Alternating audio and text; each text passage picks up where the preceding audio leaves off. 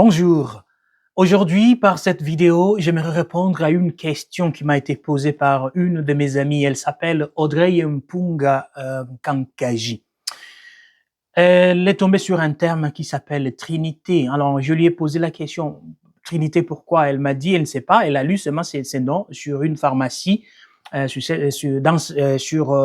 son avenue, dans son quartier. Alors, je lui ai dit, mais c'est quoi la Trinité alors? Tu n'as jamais entendu parler de ce terme? Elle dit non. Audrey, c'est une chrétienne, comme tous les autres chrétiens. Peut-être parmi nous autres chrétiens, nous avons du mal à comprendre ou à définir le terme Trinité. C'est un terme typiquement beaucoup plus développé dans le monde chrétien. Chrétien de toutes les confessions, disons, de toutes les branches. Chrétiens catholiques, orthodoxes et les autres chrétiens. Pourquoi? Parce que le terme Trinité voit son jour dans cette explication. Alors, j'aimerais aujourd'hui, elle m'a posé cette question ce matin, alors j'ai pris l'avantage de lui faire cette vidéo parce que mon explication ne pouvait pas lui être utile seulement à ce moment-là on était dans cette conversation téléphonique. Mais je voulais à ce qu'il y ait une vidéo qui resterait peut-être pour elle et pour ses amis. Alors, c'est quoi la Trinité? Nous sommes dans les années 200 quelque chose, vers les années 20 fin 200, début des années 300.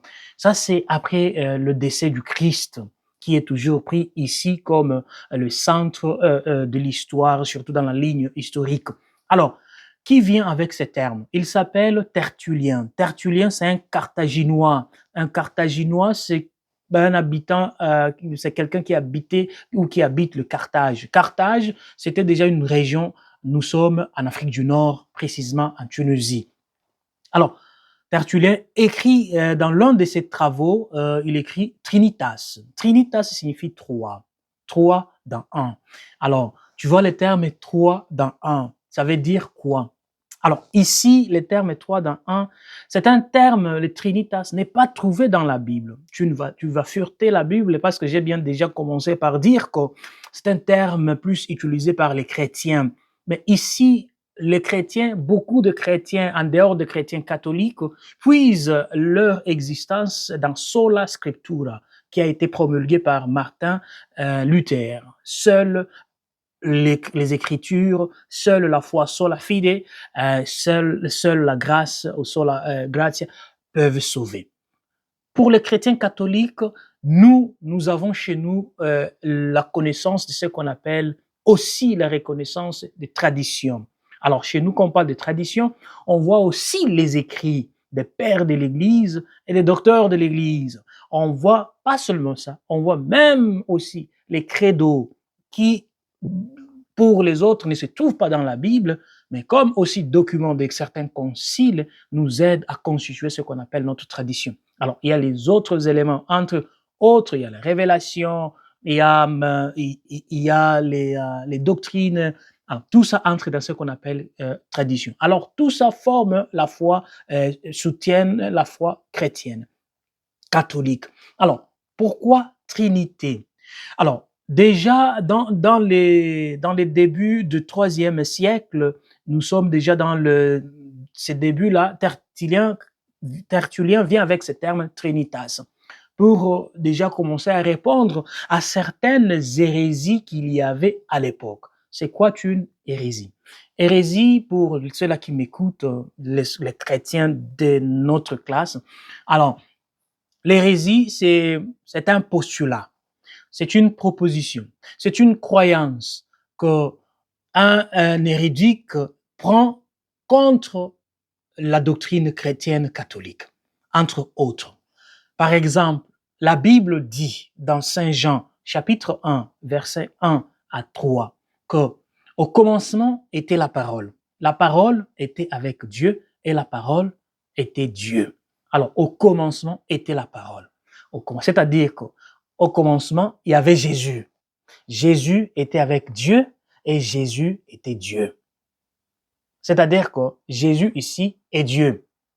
Maintenant, au début de ce siècle-là, il y avait un groupe de chrétiens catholiques qui déjà commençaient à réfuter la divinité du Christ, entre autres Arius, avec son groupe, Eusebius. de Nicomédia, qui était bishop, évêque. Tous ces groupes-là avaient du mal à comprendre cette analogie. Pourquoi? Parce que pour eux, Jésus, et c'est écrit dans la Bible, dans Luc, chapitre 1er, dans ce chapitre, c'est écrit que Dieu a envoyé son ange Gabriel pour annoncer à Marie qu'elle concevra un fils. Alors, c'est ce qui fait que pour Arius, Jésus est plus homme que Dieu. Jésus n'a jamais été Dieu. Et Jésus, si, par exemple, ce qui pousse Arius à dire que Jésus n'a jamais été Dieu, c'est le fait de dire que Jésus a pris chair. Le prendre chair signifie qu'il y a longtemps, à un moment donné, que Jésus n'avait pas existé. Alors que le Dieu chrétien catholique, le Dieu est toujours éternel. Pour Arius, Jésus n'a jamais été éternel. Il y a eu un moment, il n'avait pas existé. Alors, déjà pour ces fêtes, il fallait maintenant venir avec certaines réponses. Les réponses surtout claires et nettes pour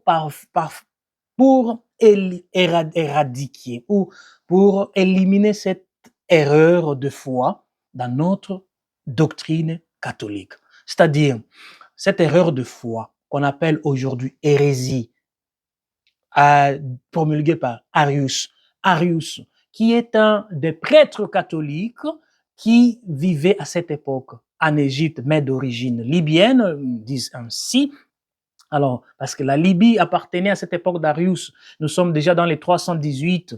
Dans cette époque-là, elle participait, était dans la circonscription épiscopale d'Alexandrie, ce qui fait Égypte contenait déjà cet endroit. Alors, à l'époque-là, l'évêque de cette époque s'appelait Alexandre d'Alexandrie, qui avait compris que Arius était dans une grande erreur. Pour répondre à Arius, il fallait appeler ce qu'on appelle concile. Alors, les conciles, c'est quoi? Les conciles ici, c'est une convocation, disons, des clergés, des hautes classes, c'est-à-dire des évêques de cette époque. Et puis, il fallait convoquer aussi certaines autorités afin de s'asseoir et de pallier à cette erreur de foi qu'on appelle hérésie. Cette hérésie d'arianisme a été convoqué, c'est-à-dire ce concile normalement a été convoqué par quelqu'un qu'on appelle Constantin, le roi Constantin de Constantinople. Ok, vous le connaissez très bien, le roi qui est mort baptisé comme le premier roi baptisé de l'époque. Il était un roi le roi le plus valeureux et puis le plus fort aussi dans l'histoire de l'Empire romain. Alors, à cette époque, il fallait maintenant clarifier ce terme. C'est à ces faits-là, c'est à cette année-là, 325, que le concile qu'on appelait concile de Nicée a été appelé. Alors, ce concile de Nicée, à l'issue duquel a été promulgué ce qu'on appelle aujourd'hui credo des apôtres. Alors, ces credo de Nicée, qui est le format le plus court dans l'Église catholique. Pour les chrétiens catholiques, je crois Audrey qui n'est pas catholique, mais les chrétiennes va comprendre tout ce que je suis en train de lui dire. Alors, ces credo chrétiens catholiques va permettre à répondre à Arius, c'est-à-dire, ces credo affirment la consubstantialité, c'est-à-dire Jésus et le Père partagent tous la même substance. C'est-à-dire, cette substance-là, c'est quoi? C'est Dieu. Alors, il y a ici la différence entre Jésus, Père, Saint-Esprit et Dieu. C'est-à-dire, Jésus, Saint-Esprit, Père, tous entrent dans Dieu. Alors, c'est quoi Dieu? Ici, Dieu, c'est la substance. Dieu, c'est la nature. Dieu, c'est l'essence. Alors, le philosophe dit ici, Dieu, c'est ousia. Dans lui, dans cette ousia, ce qui est quoi? Parce que quand on pose la question quoi en philosophie, c'est plus trouver la substance, l'essence. Dieu, et c'est quoi? Quoi est Dieu? C'est les substances. Alors, cette substance, on nomme ça Dieu. Maintenant, en Dieu, il y a trois personnes en Dieu. il y a trois personnes. Je ne dis pas que les personnes sont les parties de Dieu. Non. En Dieu, il y a trois personnes. Dans la nature divine, il y a trois personnes. Il y a la nature, il y a la personne Père, la personne Fils et la personne Saint-Esprit. OK. Alors, la personne Père, la personne Fils et la personne Saint-Esprit, ce sont des personnes très uniques, malgré que toutes ces trois personnes partagent la même substance. Alors, on les appelle les co-substantiels. Alors, ces trois personnalités, elles partagent aussi les mêmes propriétés de Dieu, c'est-à-dire l'éternité, l'universalité. Ces trois personnes sont universelles, sont éternelles, sont indivisibles, alors que leurs particularités sont totalement différentes de l'une à l'autre. Alors, je crois, par cette petite note, je dois répondre à la deuxième note. Alors, dans la consubstantialité, en répondant à cette question, dans cette consubstantialité, il y a aussi la coéternité. Disons, ce sont des termes qui semblent plus difficiles, mais ce sont des termes très faciles. On parle de la Trinité. Cette explication répond à la demande de notre ami Audrey Mpunga Kankaji. Alors, je disais que ici, la Trinité, c'est un concept qui veut dire tri-uno. Alors, trois dans un. Le un, c'est quoi? C'est la substance. La substance ici, c'est quoi? La substance ou physis ou substantia, c'est ce que ousia, si on rentre dans les Grecs. Alors, c'est ce qui existe en soi et n'a pas besoin des autres choses afin qu'elle existe. Ça se contient d'elle-même. Ça se contient en soi. C'est self-content. Ouais. Donc, c'est self-contenu. Cette substance existe. Alors, elle existe où? Elle existe avant temps et espace. Pour te montrer que cette substance existe avant temps et espace, je te donne tout de suite un verset, deux versets bibliques, surtout on rentre dans l'Ancien Testament. L'Ancien Testament dit ceci. Quand tu ouvres le premier livre de l'Ancien Testament qui s'appelle Genèse, chapitre 1er, verset 1er, c'est dit « Au commencement était la parole ». Ou soit « Au commencement était Dieu ». Ou soit « Au commencement, Dieu créa ». Alors, il y a d'abord au commencement, c'est-à-dire au commencement de toutes choses, il y avait Dieu, il y avait la substance.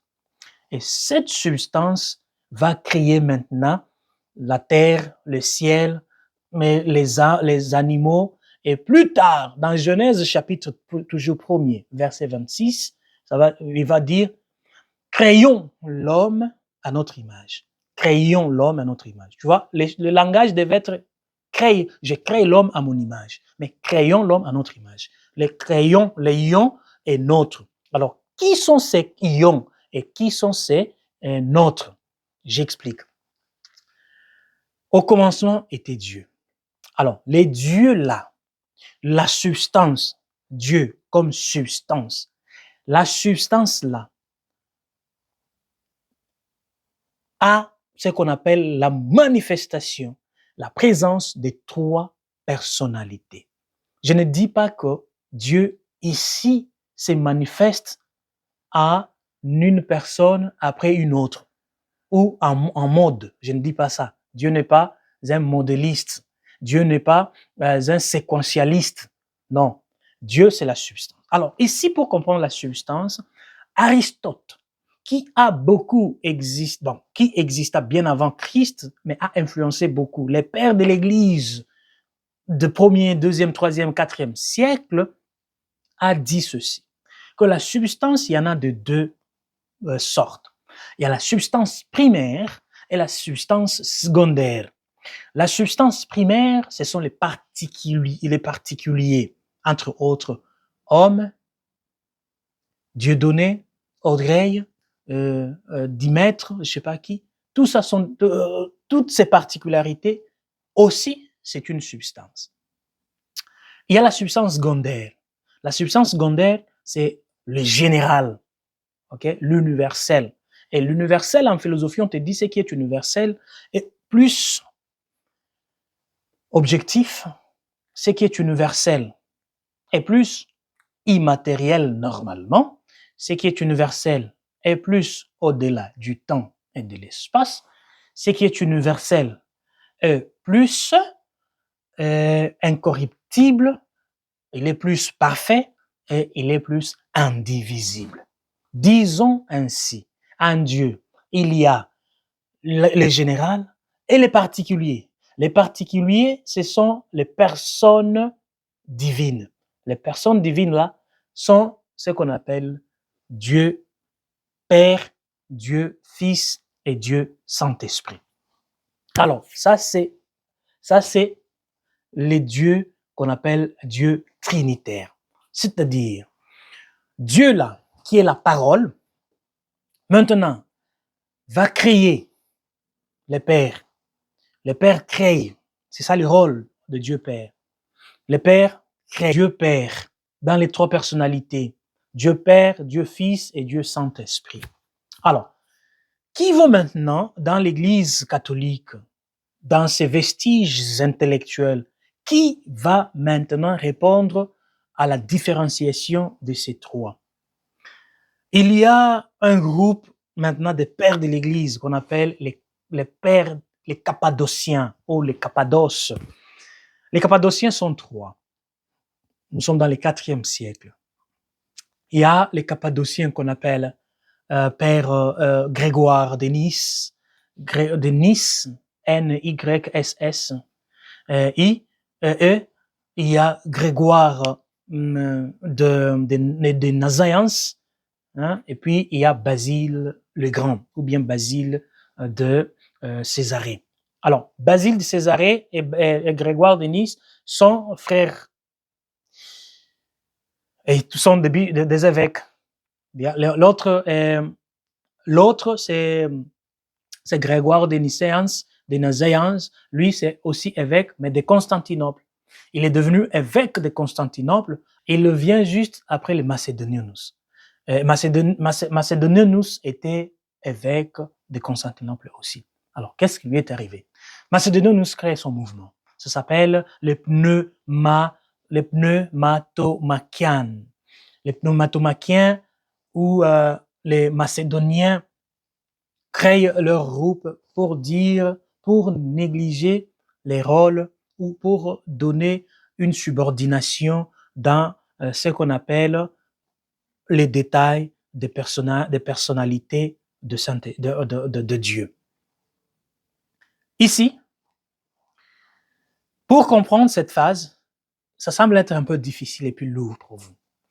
Alors, les Macédoniens vont dire ceci, que Dieu, le Père et le Fils, oui c'est vrai, sont consubstantiels. Ils partagent même substance et ils partagent l'éternité. Ils sont tous les deux éternels, Père et Fils. Mais pour l'Esprit Saint, non. Alors, ici, le problème devient quoi? Le problème devient maintenant question de savoir qui est l'Esprit Saint pour eux, pour les Macédoniens. Les Macédoniens vont dire que l'Esprit Saint, c'est juste un ange serviteur. C'est un ministre, un ange ministre, un ministre angélique de Père et de Fils. C'est ce qui lui donne déjà une subordination. Subordination signifie il n'est pas au même rang que le Père et le Fils. Lui est en bas.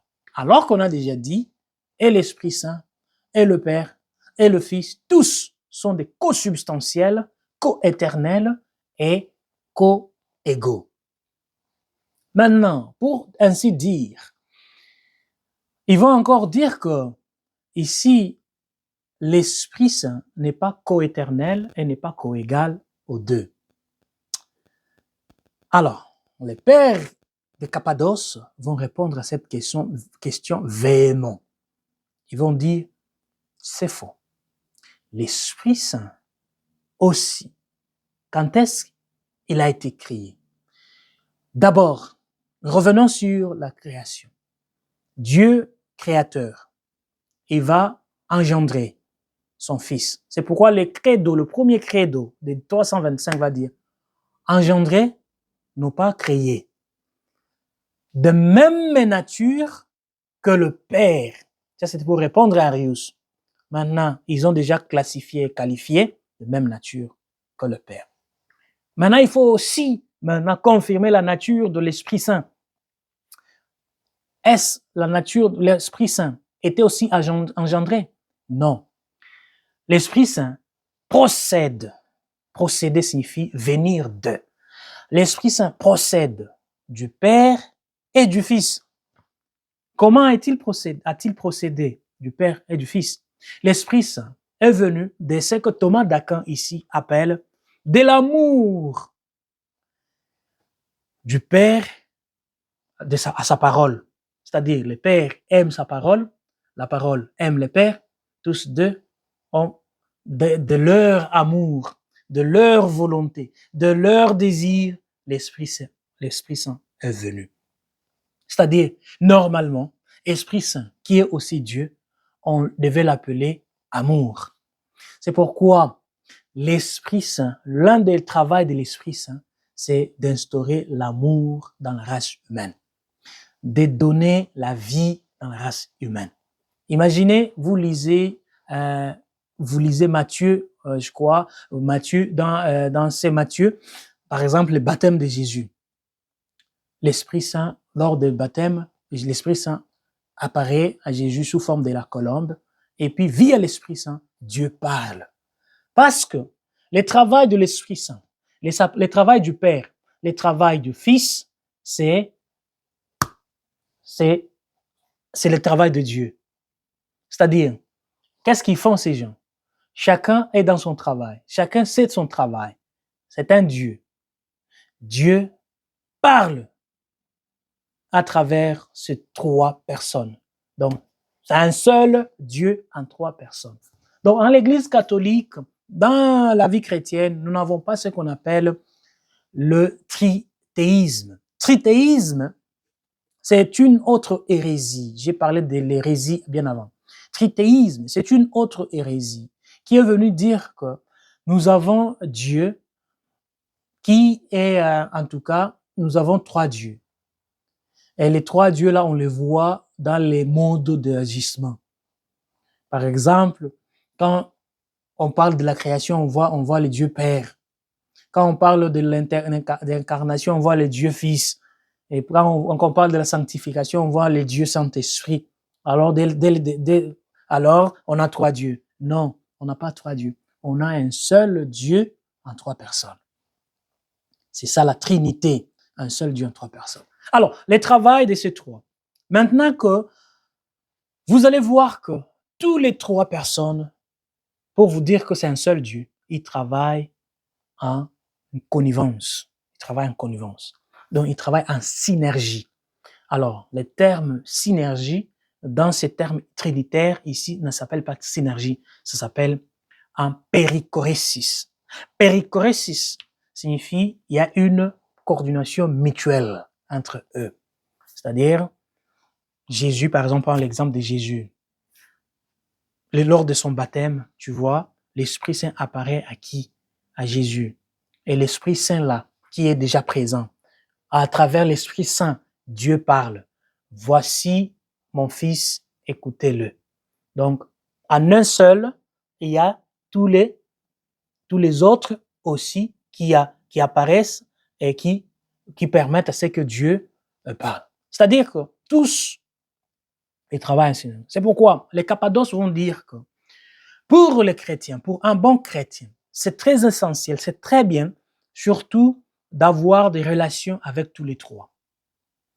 Relation avec tous les trois signifie que je dois avoir la relation avec Dieu le Père, Dieu le Fils et Dieu le Saint-Esprit, entre autres. Quand Jésus partait déjà vers le ciel, il a dit à ses apôtres, ou il disait à ses apôtres, je ne vous laisse pas seul, je vais demander à mon Père et mon Père vous enverra un paraclet.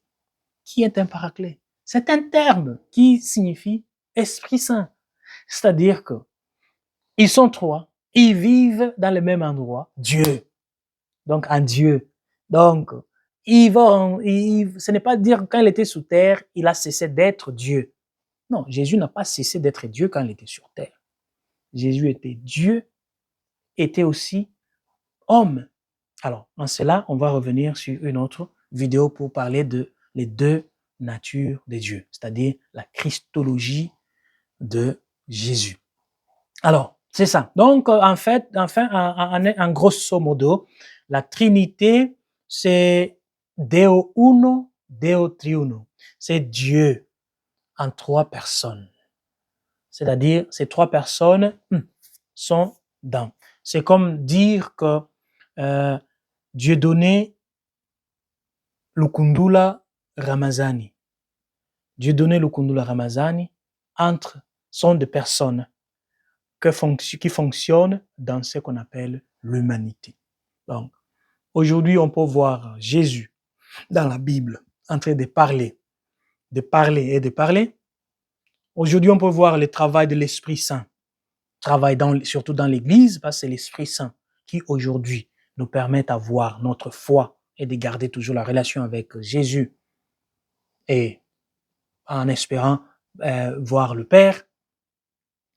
Aujourd'hui, on est capable de dire que Dieu répond aux appels de tous ses enfants. Alors, ces trois différentes manières de voir, ce sont aussi ces mêmes manières qui nous rapprochent à confirmer le Dieu unique.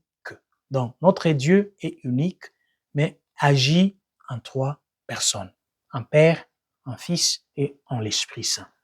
Voilà la Trinité en tout court. Mais si vous voulez qu'on aille loin, voici ce qui a été conclu alors au concile de 381 pour répondre aux allégations de la réfutation, aux réfutations des modalistes, des sabellianismes, des tritéismes et aussi des pneumatomachianismes. Alors, pour répondre à ces trois allégations, il y a eu ce qu'on appelle concile de Nicée de Constantinople. Ce concile a été maintenant sous l'influence de ces pères de Cappadoce qui ont confirmé et aussi peaufiné le credo de Nicée.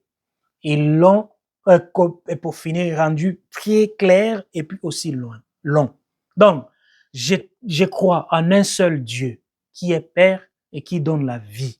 Je crois au Fils et je crois à l'Esprit Saint. Donc, le Fils qui vient du Père et de même Père et Fils est procédé l'Esprit Saint. Tous les trois sont adorés de la même manière. Pourquoi? Parce que tous les trois participent à la même substance et partagent la même éternité et sont tous égaux. Merci.